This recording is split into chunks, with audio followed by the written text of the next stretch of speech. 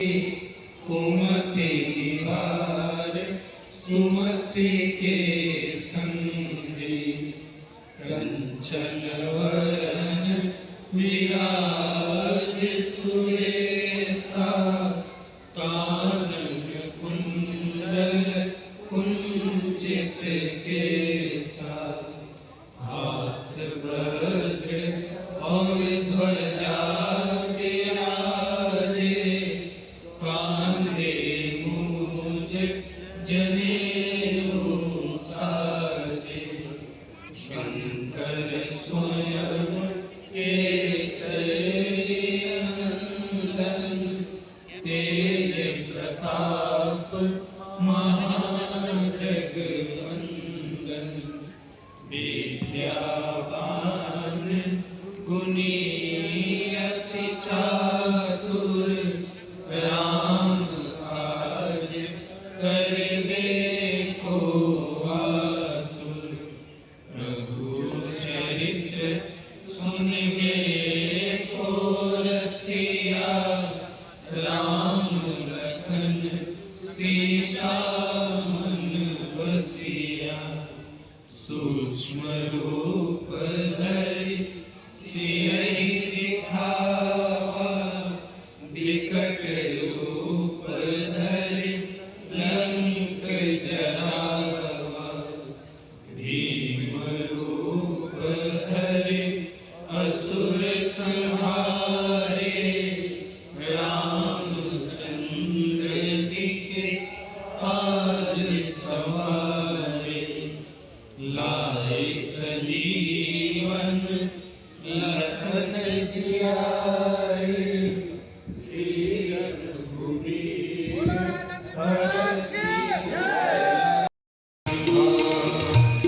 दिख मोहि नारद बाल्मीक वेद ज्ञान विशारद सुख सरलकारि शेष सारद बरली पवन सुत कीरति आरती श्री गावत वेद पुराण अष्टदश शास्त्र सर्व ग्रंथ कोरस मुनि जन संपद को सर्वस सारयंस सम्मत सबरी आरती श्री गावत संतत शंभो भवानी अलुघट संभव मोनि ज्ञानी व्यास आदि कवि बरज बखानी काग बुझे करुण के आरती श्री कलिमल हरणी विषयत सुभग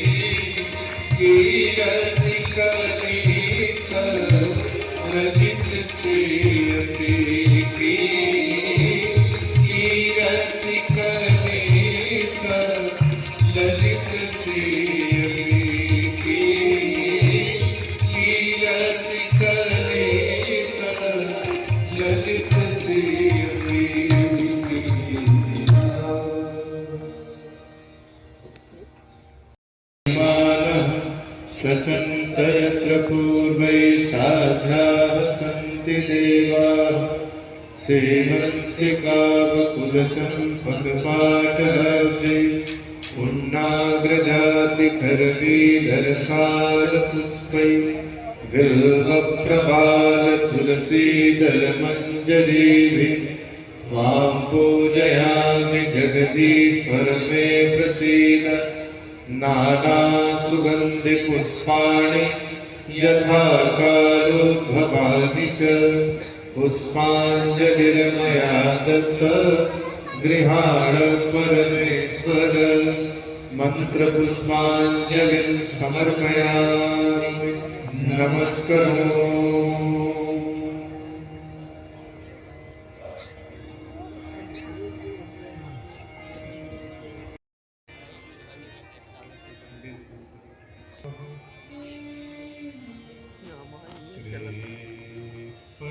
इनके समय तो बड़ी दिक्कत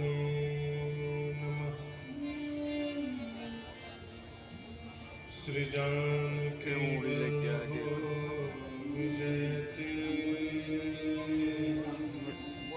बताऊं बैठे हो तो बहुत गजब प्रेम मिले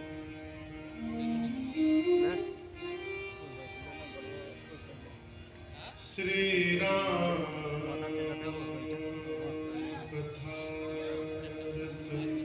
ज्यादा देर बैठ न होगा ना रसिक प्रभु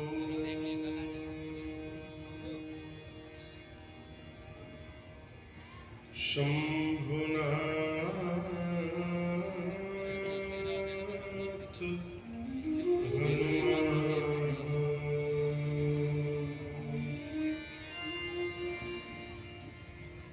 प्रेम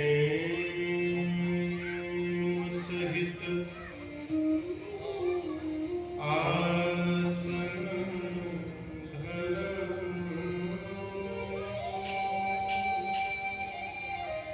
सुनहु कथा करूं। ये तो हो तो हाँ तो झुनझुनी नहीं ले तो कहता हूँ कुछ नहीं ले सियावर रामचंद्र भगवान की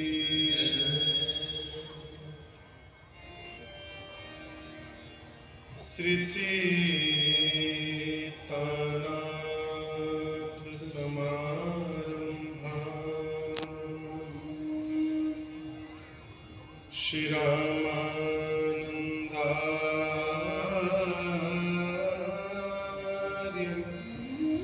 मध्यमा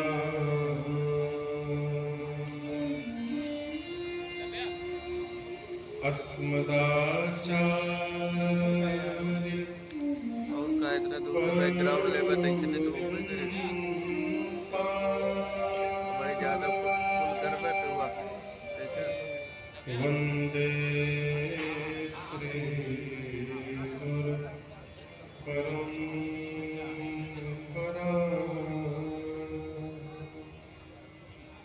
श्री सद्गुरुदेव भगवान की जय। लोकाभिराम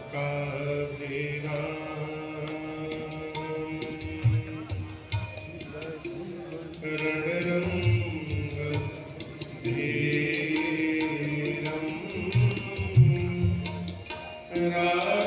राजीवनेत्रं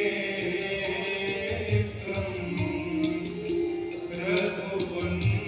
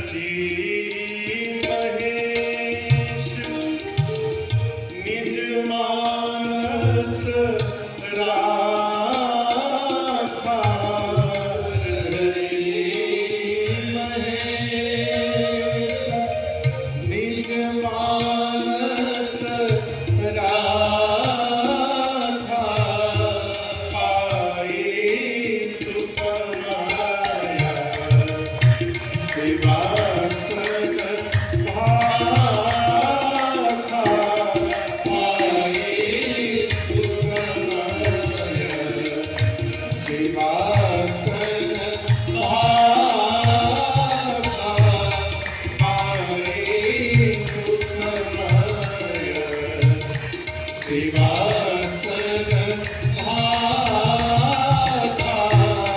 पाए कुशल शिवासन भाता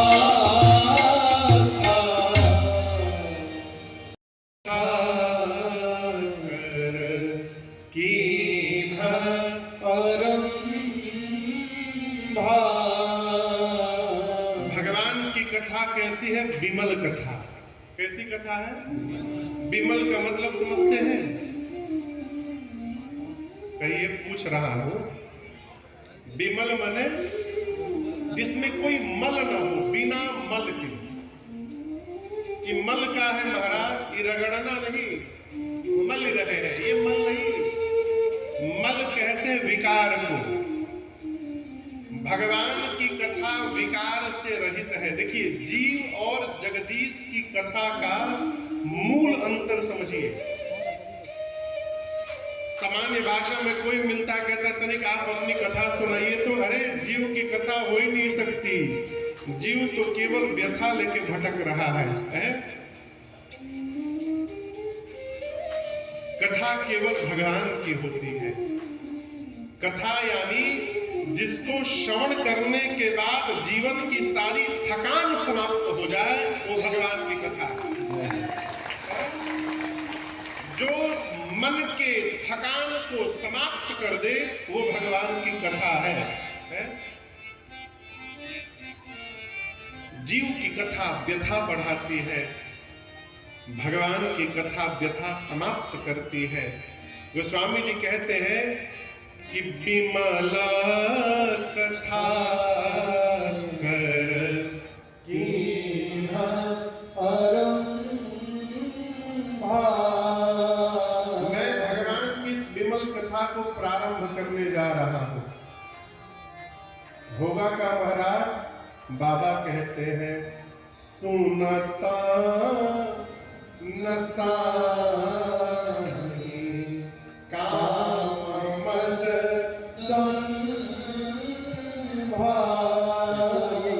भगवान की कथा सुनते सुनते मैं पहले दिन स्पष्ट कर दूं आपसे, 9 दिन सुनने से कुछ होने वाला नहीं है। एकदम विकार रहित हो गए। अभी अभी मकर संक्रांति आने वाला है, 15-16 दिन बाद, 17 दिन बाद। हमारे कलकत्ता में गंगा जी बहती हैं। बहुत पहले की बात, मकर संक्रांति के दिन मैं स्नान करने गया, मेरे सामने एक आदमी डुबकी लगाया और डुबकी लगा करके बाहर निकला और कहा कि सारा बैलेंस जीरो। तो मुझे उसकी बात समझ में नहीं आई। मैंने पूछा, भैया आप डुबकी लगा के निकले, कहे बैलेंस जीरो, इसका क्या मतलब? बोले, गंगा जी में नहा लिया हूं, साल भर जो पाप किया था बैलेंस जीरो। अब 1 साल फिर नया पाप, अगले साल फिर नहाऊंगा, बैलेंस जीरो। ऐसा होता है क्या? हो इस भ्रम से बाहर रहिएगा। गंगा स्नान से वही पाप भस्म होता है जो हमसे अनजाने में हो गया। जानबूझकर किए गए पाप की सजा मिलती है। उसी प्रकार केवल 9 दिन कथा श्रवण कर लेने से कुछ नहीं होगा। ये कथा निरंतर यदि हमारे घर में प्रवाहित नहीं हुई तो इसका प्रभाव शीघ्र दिखने वाला नहीं है।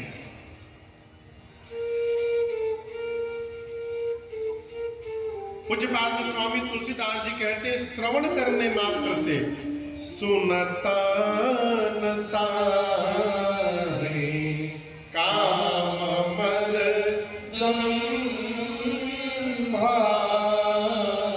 जीवन के 6 विकार हैं। और सरल भाषा में कहें, हमको आपको और कोई बीमारी है चाहे नहीं है, ये 6 बीमारी सबके भीतर है। किसी में कोई बीमारी अधिक है, किसी में कोई बीमारी अधिक है, लेकिन है सब में। कौन सी बीमारी महाराज? काम है। दूसरा बोलिए, पता तो है आप लोगों को? हम सब जब नहीं मालूम होगा। काम, दूसरा क्रोध, तीसरा बोलिए लोभ, चौथा बोलिए मद, चौथा मद, पांचवा बोलिए मोह, और छठा बीमारी मत्सर, मत्सर यानी ईर्ष्या। ये 6 बीमारी राजन में भी है और आप में भी है। कहो हम कथा बाँच रहे हैं, इसका मतलब ये नहीं कि हमारे अंदर ये बीमारी नहीं है, हमारे भीतर भी है। लोग क्या हम प्रवचन भले थे कि क्रोध न करना चाहिए, क्रोध न करना चाहिए, आगे से 4 बार गुजर जाइए मेरे, फिर देखिए क्रोध हमारा है सब में। तो स्वामी तुलसीदास जी कहते हैं इस कथा को धीरे धीरे सुनते सुनते एक क्षण ऐसा आएगा कि सुनता, ये जितने विकार हैं कथा श्रवण करते करते धीरे धीरे ये कम होने लगते हैं। समाप्त होंगे कि नहीं होंगे ये मुझे नहीं मालूम, लेकिन कम अवश्य होंगे, इसकी गारंटी है। कब? जब आप निरंतर कथा की आश्रय में रहिएगा तो ये विकार धीरे धीरे कम होने लगेगा। अब आप सोचोगे महाराज ये कम कैसे होगा? तो इसका सबसे सरल परिभाषित मैं आपको करूं। कथा श्रवण करते करते ये लगने लगता है कि हम तो कठपुतली हैं, केवल करने कराना वाला कुछ और बैठा है?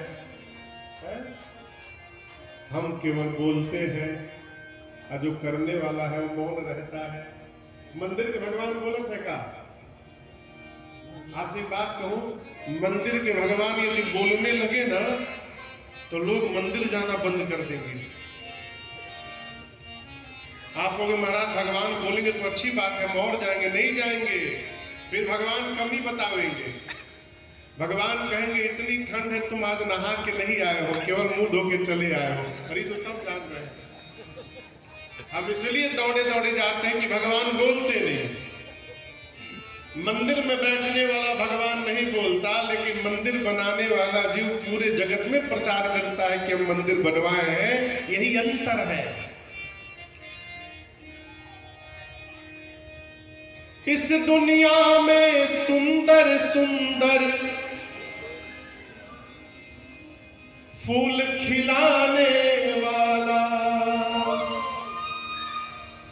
हमारे आपके जैसे तरह तरह की कठपुतली को नाच नचाने वाला कौन है? बोलो बोलो कौन है? बोलो बोलो कौन है? सब कुछ करता रहता फिर भी मौन है। फिर भी मौन है। फिर भी मौन है। इस दुनिया में सुंदर सुंदर फूल खिलाने वाला, इस दुनिया में सुंदर सुंदर फूल खिलाने वाला, तरह तरह की कठपुतली को कौन है? इस दुनिया में सुंदर सुंदर फूल खिलाने वाला, इस दुनिया में सुंदर सुंदर फूल खिलाने वाला, तरह तरह की कठपुतली को नाच नचाने वाला, तरह तरह की कठपुतली को नाच नचाने वाला कौन है? कौन है? कौन है? अरे सब कुछ करता रहता फिर भी कौन है? फिर भी कौन है? फिर भी कौन है?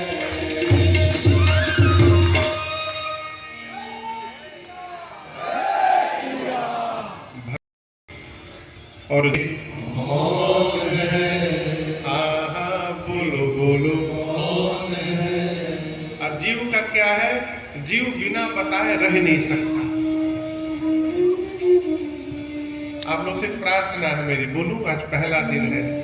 तो जो वक्ता थे वो बोल दिए मंच से कि कल सीताराम विवाह की कथा में आएंगी, हम आप लोग को नहीं बोल रहे हैं, उनकी बात सुना रहे हैं। और सिंदूर लेकर के आइएगा, ठाकुर जी को चढ़ाइएगा, मेरे वो जो अपने ठाकुर जी को रखे थे यहाँ पर अर्पित करिएगा, आपका सौभाग्य बढ़ेगा। माताएं आना शुरू की मंच पर, और आपको बताऊं 15 मिनट के भीतर महाराज का हारमोनियम सिंदूर से पीला हो गया, महाराज का कपड़ा पीला हो गया, उनका पूरा चेहरा पीला हो गया। पहली माई आई जो भगवान पे चढ़ाई, हारमोनियम पे चढ़ाई, महाराज को टीका लगाई। पहली लगाई तो दूसरी क्यों नहीं लगाई? अब पूरे पंडाल की माताएं ले सिंदूर टीक दिए महाराज। याद है? इसीलिए कथा श्रवण करने आए हैं, चुपचाप बैठिए, वहीं से प्रणाम करिए, भगवान सबको देख रहे हैं। तो ये जितने विकार हैं बताने से बढ़ते हैं, इसलिए कर्म हो मौन होने का प्रयास किया जाए। पूज्यपाद गोस्वामी तुलसीदास जी कहते हैं, जिस ग्रंथ के मैं आश्रम में कथा गाने जा रहा हूं उस ग्रंथ का नाम क्या है? रामचरित मानस एहि नामा। और बाबा कहते हैं तत श्रवण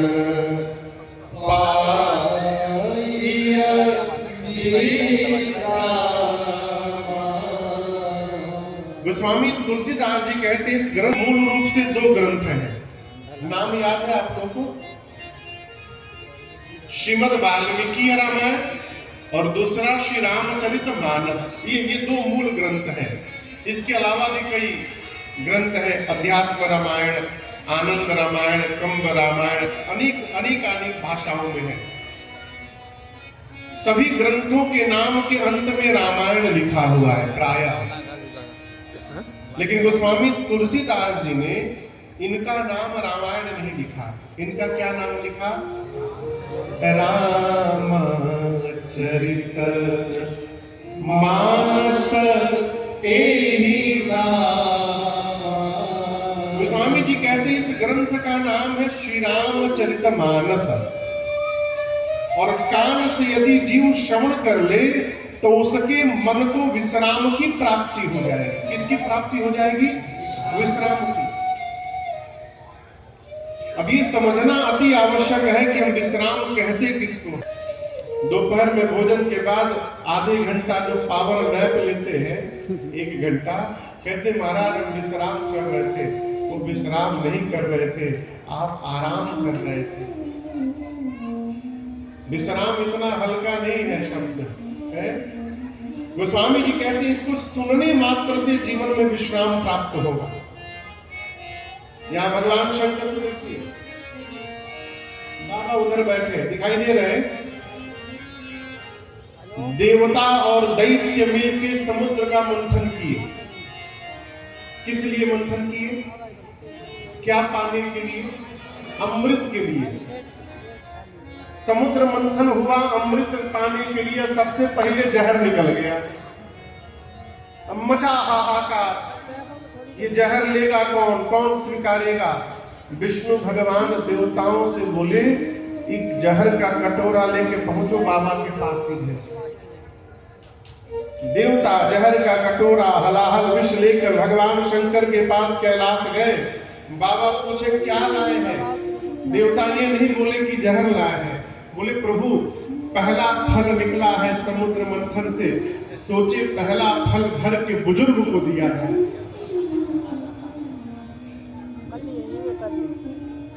ये तो बाबा भी समझ रहे हैं, जहर निकला तो बुजुर्ग की याद आ गई, अमृत निकलता तो बुजुर्ग याद नहीं आते।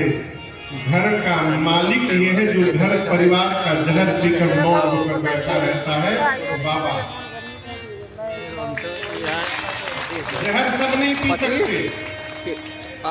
भगवान शंकर ने क्या किया, राम नाम का आसन लगाया गले में, सबसे नीचे राम नाम का आसन लगाया, कटोरा लेके पूरा विष पान किया और पान करने के बाद राम नाम के ढक्कन से बंद कर दिया। नीचे राम, ऊपर राम, अब बीच में विष फंस गया, इसलिए वो विष नीचे नहीं गया, गले में ही रह गया और बाबा का गला नीला पड़ गया।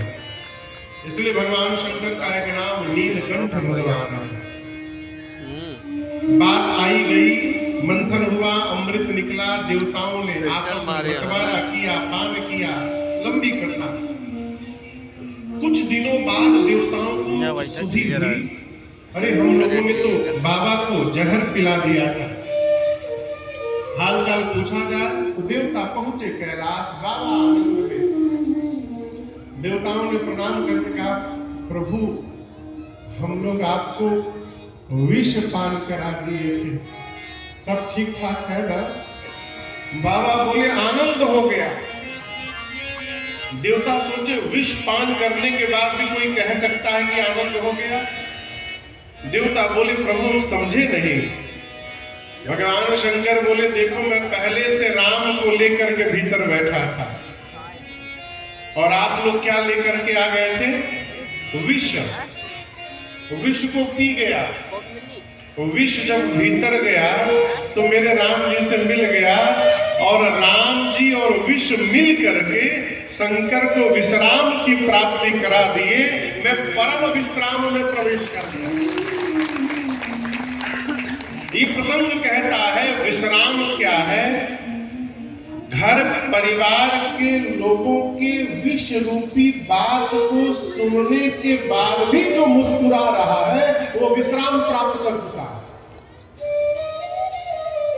अपनों की कड़वी बात पच जाए ये विश्राम है और ये बिना भगवत कथा के प्राप्त होने वाला नहीं है। क्यों? भगवत कथा श्रवण करते करते ये पता चलता है कि ये जीव का स्वभाव है। हर जीव, हम चाहे आप, अपने अपने स्वभाव से आबद्ध हैं, बने हुए हैं। सांप जब भी आएगा तो डसेगा ही, कौवा आएगा तो कांव कांव ही करेगा। हम ये आशा कर रहे हैं कि कौवा मीठा बोलेगा, ये हमारा भ्रम है? विश्राम क्या है? परिस्थिति को यदि मन स्वीकार कर ले रहा है, हम विश्राम में प्रवेश कर गए। कथा सुनिए, राम जी वनवास को स्वीकार कर लिए। कथा तो आप सब जानते हैं, प्रसंग आगे आएगा। राम जी को दुख नहीं हुआ। उसी प्रकार जीवन में परिस्थिति को यदि हम और आप स्वीकार करते रहेंगे, हम बल में भी रहेंगे तो आनंद में बने रहेंगे, हमको दुख नहीं हो सकता। ये विश्राम है। पूज्यपाद गोस्वामी तुलसीदास जी कहते हैं, इस ग्रंथ की रचना सबसे पहले भगवान शंकर ने की। किसने की? बाबा ने की। और बाबा ने कहाँ लिखा? तो रचे महेश निज मानस राखा। बाबा कहाँ रखे? अपने मन में इसको लिख करके रखे। और उचित समय जब आया, पाई सुसमय, सु यानी सुंदर समय जब मिला, तब शिवासन भाखा। तब जाकर मां पार्वती को भगवान शंकर ने कथा श्रवण कराई। ये प्रसंग कह रहा है कि कथा हीरा से भी अधिक मूल्यवान है। इसको जहां कहां जैसे तैसे किसी को भी नहीं सुनाना चाहिए। मैं क्यों बुला कर के बिठाया? सांवरिया सेठ चैरिटेबल ट्रस्ट ही नाम है। इस संस्था ने कथा गाने के लिए मुझे आमंत्रण देके बुलाया है। तो ये संस्था प्रधान श्रोता है। हम कथा गाने बैठे, जब श्रोते गायब रहा तो किसको सुनाएंगे? ये तो घलुआ में है,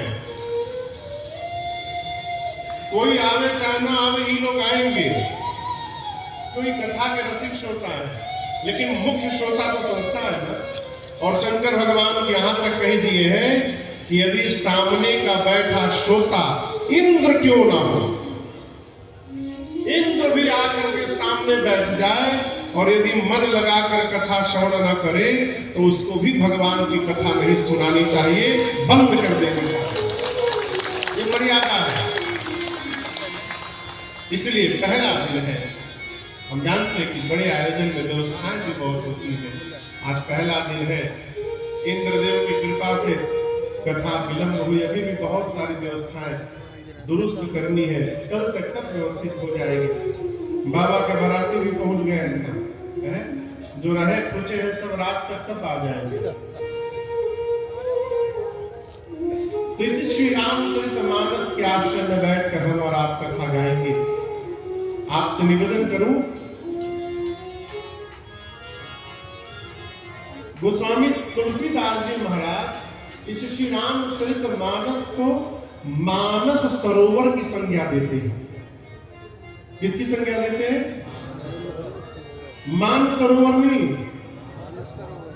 मान सरोवर जाना था ना, कैलाश के पास है मानस सरोवर। बैठिए बैठिए बैठिए, जय जय जय सीताराम सीताराम, बस बस हो ही गया बाबा जी, वहीं से खड़े खड़े पढ़ना, बस बस कथा के बाद चढ़ा दीजिएगा, बस।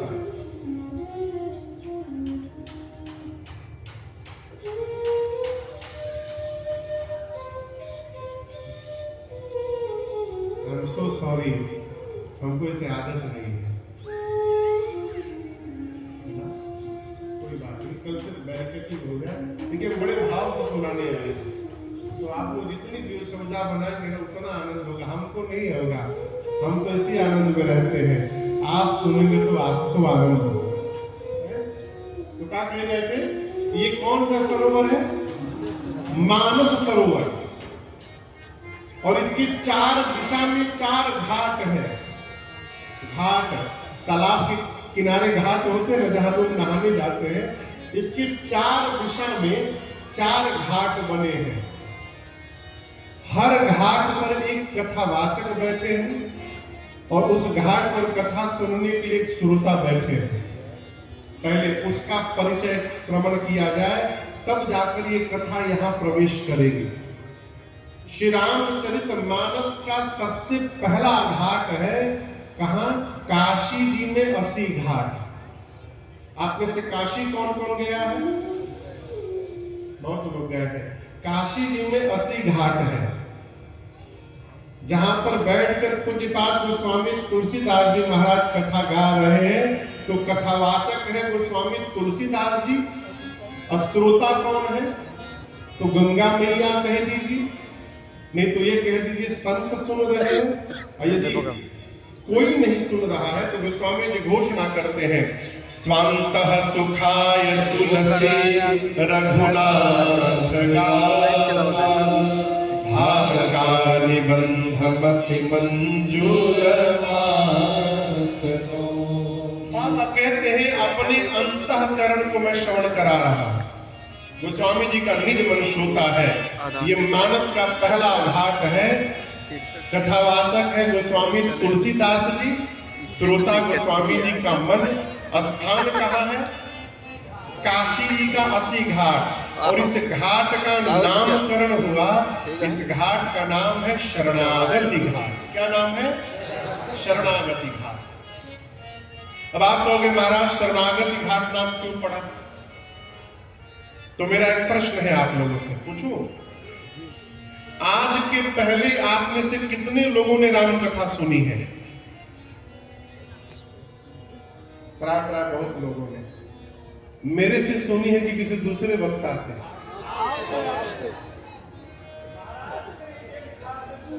जय हो जय। दूसरे वक्ताओं से भी सुने हैं? दूसरे वक्ताओं से? बाबूजी कह रहे हम नहीं सुने। तो क्या सभी कथावाचक एक ही जैसी कथा सुनाते हैं? नहीं, ये कैसे संभव हो गया? ये मान लीजिए टेबलेट है, इस टेबलेट का नाम है पैरासीटामोल। आप लोग जानते हैं ना? यदि आपसे पूछे बाबूजी पैरासीटामोल क्या करता है, क्या कहेंगे? हाँ, बुखार दूर करता। आप लोग बताइए, बुखार आप लोग दुनिया के किसी कोने में जाइएगा, सब यही कहेंगे पैरासीटामोल बुखार समाप्त करता है। लेकिन यहाँ एक बड़ी अद्भुत बात है, जितने कथावाचक हैं सब अलग अलग बता रहे हैं। कोई कह रहा है बुखार दूर करता है, कोई कह रहा है ये खांसी ठीक कर देता है, कोई कह रहा है दर्द ठीक कर देना। ये कैसे संभव है? भगवान की कथा एक ही है, लेकिन सभी कथावाचकों से वो कथा अलग अलग क्यों सुनाई पड़ती? ये प्रश्न है। इसलिए सुनाई पड़ती है भाई बात कि कथा कहने वाले वक्ता का हृदय जैसा होता है, उनका भाव जैसा होता है, उनका चिंतन जैसा होता है, वो उसी प्रकार की कथा श्रवण कराते हैं। प्रेमी कथावाचक से श्रवण करिएगा तो भगवान में प्रेम जग जाएगा। भावपूर्ण वक्ता से कथा श्रवण करिएगा तो भगवान की सेवा में भाव जागृत हो जाएगा। ज्ञानी वक्ता से कथा सुनिएगा तो ज्ञान में प्रवेश कर जाइएगा। बैरागी से कथा सुनिएगा तो घर परिवार छोड़ करके विरक्त बन जाइएगा। ये वक्ता के जीवन का प्रभाव है। समझ रहे हैं? गोस्वामी तुलसीदास जी महाराज शरणागति भाव के कथावाचक हैं। शरणागत समझ रहे हैं ना, कि भगवान की शरण में रहा जाए। और हम आपसे कहें 100 बीमारी की एक दवाई है।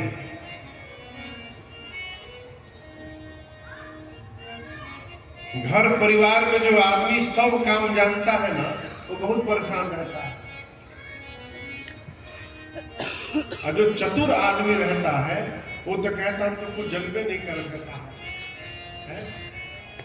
चतुर आदमी से कह दीजिए पांव दबा दो, वो पहले दिन हाथ से पकड़ कर ऐसा रगड़ देगा कि 4-5 बाल तो टूट ही जाएंगे। और जैसे एक बार रगड़ाई होगी, आप उठ करके कहेंगे भैया कृपा करो छोड़ दो। फिर आप जीवन में कभी दोबारा आप कहेंगे नहीं कि हमारे पांव दबा। कहो, हम आप लोगों को नहीं बोल रहे।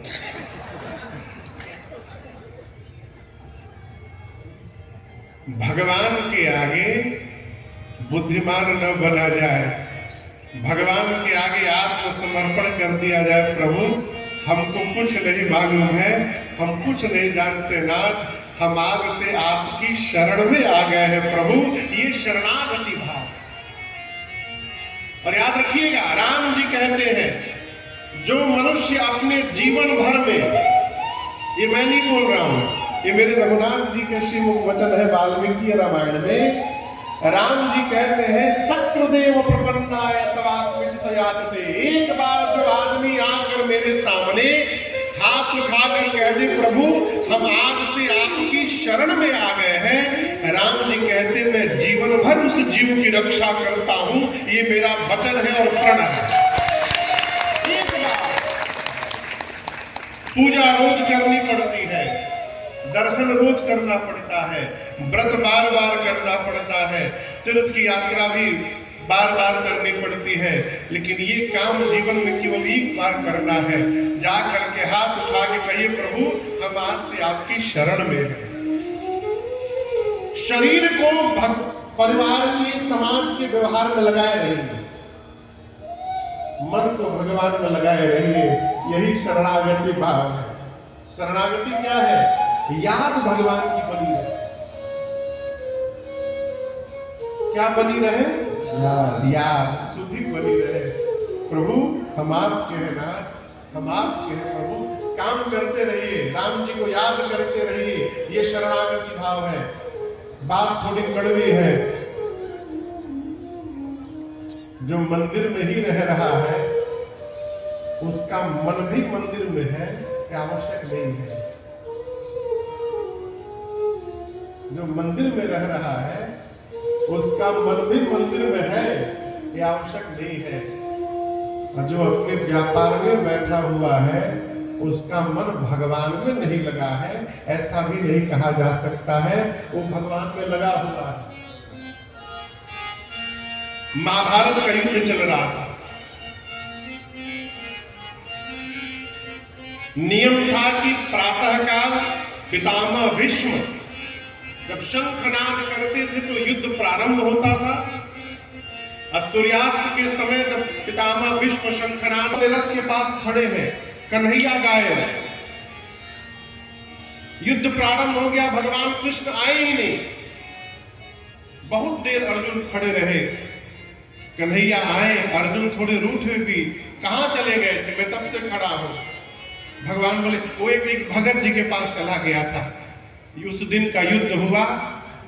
अब अर्जुन को लगे कि हमसे बड़ा भक्त कौन है कि हमको युद्ध के रण क्षेत्र में छोड़कर कन्हैया वहां चले गए। तो शाम को पूछा रात्रि में अर्जुन ने कि किस भक्त के पास गए थे, तो बोले भगवान के है एक भगत मांस बेचता है। बोले मांस बेचने वाला आपका भगत? कन्हैया बोले मांस बेचना उसका खानदानी काम है, वो तो भगत है, वो दुकान पर बैठना नहीं चाहता, घर वाले उसको बरबस दुकान पे बिठा दिए। अर्जुन पूछे आप क्या करने गए थे? भगवान बोले वो दुकान पर बैठ जाता था और दिन भर मेरा नाम जपता है गोविंद गोविंद, और जपते जपते इतने भाव में डूब जाता है कि वो एक ही बाट रख करके तराजू में और उसी से सबको मांस बेचता है। यदि 5 किलो का चढ़ा दिया शुरुआत में तो भूल जाता है कि उतारना भी है। अब कोई 1 किलो मांगे चाहे 2 किलो ले जाए, वो सबको 5 किलो ही देता रहता है, मेरे में खोया रहता है। नुकसान होने लगा, घर वालों ने बहुत पीटा, लेकिन क्या करें उसकी आदत नहीं जाती मुझे याद करने की। तो अर्जुन पूछे आप क्या करने गए थे? भगवान बोले मैं उसके तराजू के बाट में बैठने गया था, जो बाट चढ़ाता है मैं उसी में जाके बैठ जाता हूँ, और जितना लोग मांगने आते हैं उसी के अनुसार मैं वजन बना दिया करता हूँ, भक्त पर कोई आपत्ति ना हो इसलिए बढ़ जाता है। ये है शरणागति का प्रभाव। गोस्वामी तुलसीदास जी, आप मानस जी को पढ़िएगा, बाबा जब जब बोले हैं एक ही बात बोले हैं, महामंद मन सुख चाहसी ऐसे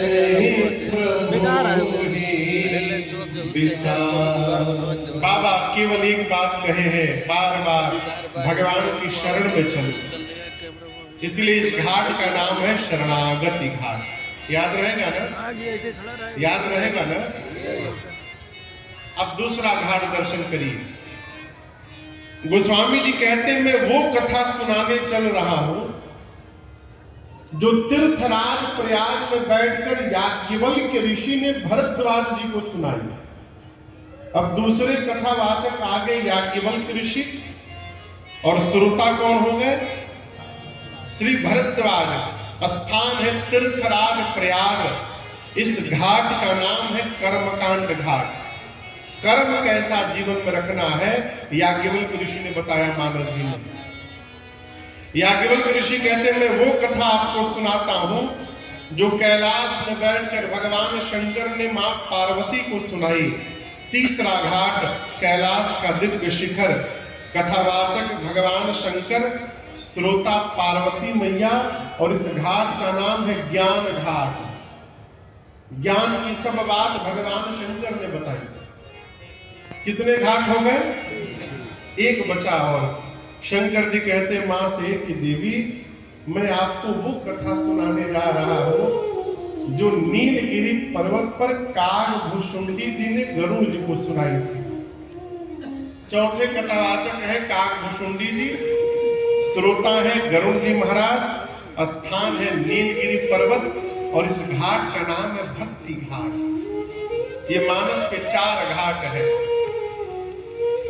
5वां घाट चिराग दिल्ली का ये रामलीला मैदान बना है आज से। कथावाचक बना के ठाकुर जी ने राजन को बिठाया है, श्रोता के रूप में आप लोग बैठे हैं। मैं कौन सी कथा सुनाऊंगा? इन चारों घाटों पर वक्ताओं ने जो कथा सुनाई है उसको समेट करके जितनी मेरी बुद्धि है और जितना मैंने सुना है आपको सुनाने का प्रयास करूंगा। सभी वक्ताओं ने महिमा का गायन किया। मैंने अपने पूज्य महाराज श्री के श्रीमुख से जो महिमा श्रवण की आपको सुनाता हूं। ये कथा इसे श्रवण कर मिट जाती है। इसे श्रवण करके कथा श्रवण जोर से कहिए, जाती है। ये कथा श्रवण कर मिट जाती है। सौ जन्म कथा जय श्री राम कथा, जय राम कथा, जय श्री राम कथा। इसे श्रवण कर मिट जाती है, इसे श्रवण कर मिट जाती है। कथा श्रवण कर मिट जाती है, कथा श्रवण कर मिट जाती। सौ जन्म जन्म की जथा हो जय राम कथा, जय श्री राम कथा, जय राम कथा, जय श्री राम कथा। तीर्थराज प्रयाग में याज्ञवल्क्य ऋषि ने कहा, महामोह महिषेश विशाला, राम कथा कालिका कराला। महामोह महिषेश विशाला, राम कथा कालिका कराला। राम कथा शशि किरण समाना, संत कपूर करणी निभाना। राम कथा शशि किरण समाना, संत कपूर करणी निभाना। पीकर तू भी अमर हो जाए, पीकर तू भी अमर हो जाए।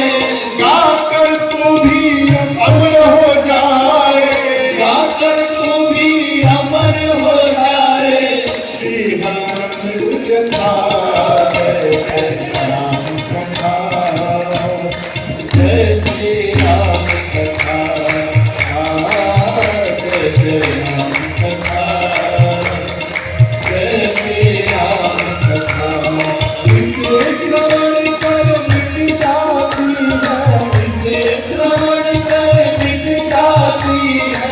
कथा श्रवण कर मिट जाती है, कथा श्रवण कर मिट जाती। सौ जन्म जन्म की कथा हो जय राम कथा, जय श्री राम कथा, जय राम कथा, जय श्री राम कथा।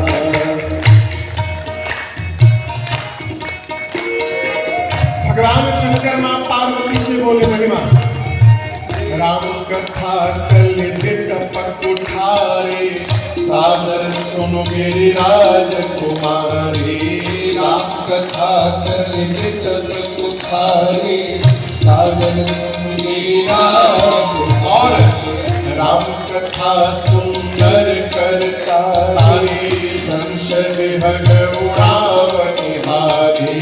राम कथा सुंदर करता रे, संशय विहग उड़ावनिहारी।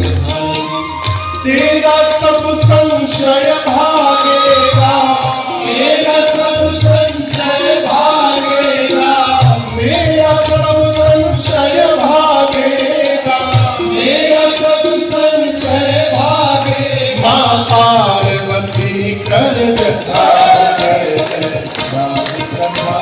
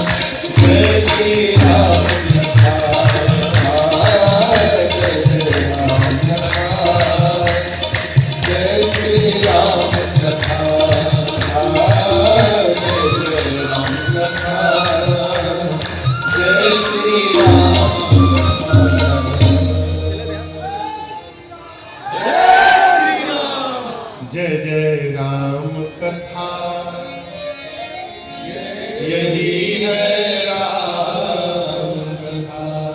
एक नहीं, जन्म जन्मांतर की व्यथा का हरण करती है भगवान की कथा। देखिए बाराती सब पहुंच रहे हैं। अरे हम क्या करें क्या?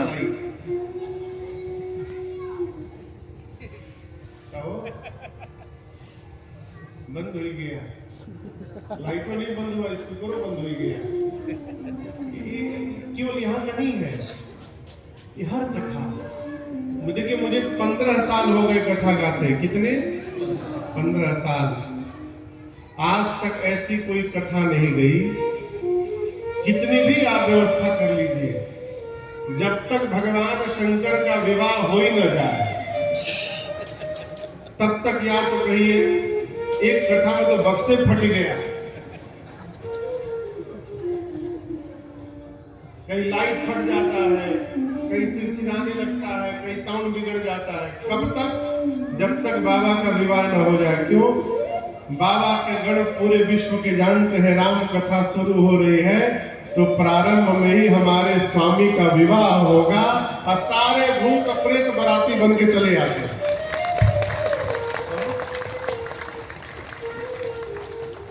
तो दिल्ली काहे नहीं आएंगे? दिल्ली तो राजधानी है। अच्छा आप इस भ्रम में न रहिएगा, हमको आपको ठंड लगती है, बाबा के गण तो यूनिवर्सल टेम्परेचर में रहने वाले हैं, कोई ठंड का असर नहीं। तो आज हमने आपने इस महिमा को श्रवण किया।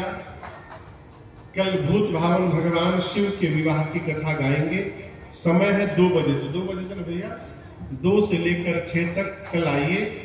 और मैं आपको इतना तो अवश्य विश्वास पूर्वक कहना चाहूंगा कि आपने बहुत विवाह देखी होंगी, सुनी होंगी, लेकिन कल जो विवाह में आप सम्मिलित होंगे, ऐसा विवाह न आज तक आपने कभी देखा होगा, न कभी श्रवण किया होगा। क्यों? कल भूत भावन भगवान शिव का विवाह है मेरी माँ भवानी जी के साथ। तो कल ठीक 2 बजे हम और आप मिलते हैं। भैया लोग 1:30 बजे भजन प्रारंभ कर देंगे, 2 बजे, और 2:15 तक अपने राघव जी के साथ हम यहाँ पहुंच जाएंगे और उसके बाद से कथा में प्रवेश करेंगे। 6 बजे तक हम और आप कल भूत भावन भगवान शिव और माँ भवानी जी की कथा में प्रवेश करते हैं। कुछ व्यवस्थाएं हैं जो आज व्यवस्थित हो जाएंगे। मिलते हैं कल दिन में 2 बजे। तब तक के लिए हरे राम राम राम सीता राम राम राम, हरे राम सीता राम राम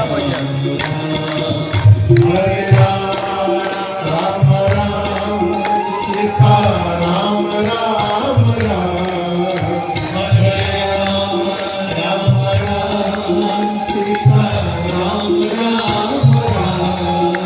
हरे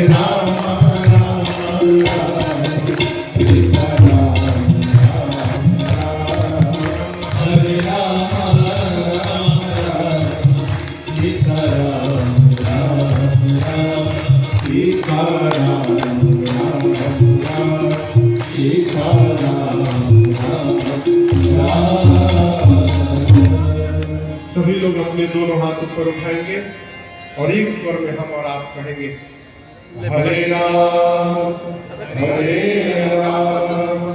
राम राम हरे हरे, हरे कृष्णा कृष्णा कृष्णा हरे हरे,